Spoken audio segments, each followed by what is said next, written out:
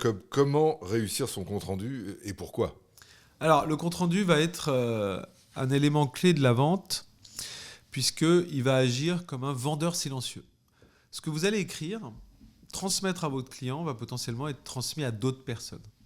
C'est pour ça que ça va vous aider dans le processus de vente. Il va peut-être convaincre ce compte-rendu des personnes que vous n'allez jamais rencontrer. Donc très utile. Alors le compte-rendu, je vous conseille, et puis moi je l'applique, de le structurer sous forme de quatre parties. La première, vous résumez le contexte et les éléments clés de l'échange, voilà, de manière très simple. En gros, les sujets que vous avez abordés, qui sont d'intérêt. Ensuite, vous allez, si c'est possible, aborder les pistes de collaboration. Moi, je l'appelle première piste de recommandation. Ensuite, vous allez écrire les prochaines étapes, voilà, à aborder, qui est normalement à la fin du rendez-vous. Et je rajoute un chapitre qui est pourquoi choisir. Alors moi, je mets pourquoi choisir Inéa Conseil.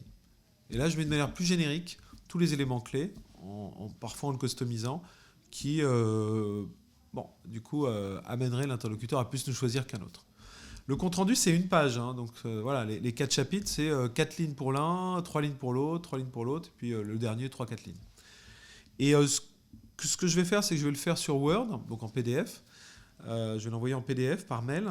Mais en revanche, je vais mettre dans le mail les éléments qui sont les prochaines étapes. Donc je vais extourner, sortir cette partie-là, et je vais la mettre en dur dans le mail, puisque ce sont les éléments les plus importants. Donc l'interlocuteur pourra donc intégrer son compte-rendu dans son propre processus, quel qu'il soit de décision, et en même temps, il a les prochaines étapes dans le mail.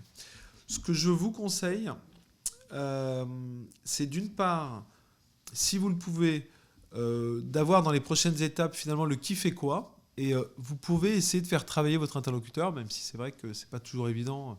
Cette relation de client-fournisseur, le client a tendance à ne pas faire grand-chose. Vous pouvez le faire travailler, peut-être en lui envoyant ensuite un questionnaire. Ça se fait beaucoup maintenant, un Google Sheet qui permet de structurer finalement un certain nombre de travaux qui vont ensuite vous permettre de mieux répondre aux besoins. Et puis ensuite, par rapport à ce compte-rendu, j'aurais tendance aussi à vous recommander de mettre des dates. Et puis ensuite, vous allez y revenir régulièrement, notamment sur la partie prochaines étapes.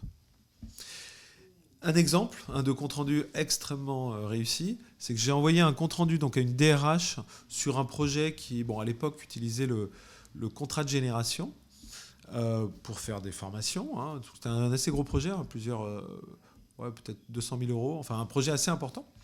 Et en fait, la personne a pris le paragraphe de mon compte-rendu et l'a intégré sur l'accord avec les IRP, avec les représentants du personnel, directement. Et donc, du coup, comme c'était dans l'accord signé par toutes les parties prenantes, autant vous dire que ça n'a pas été très compliqué ensuite de conclure la vente.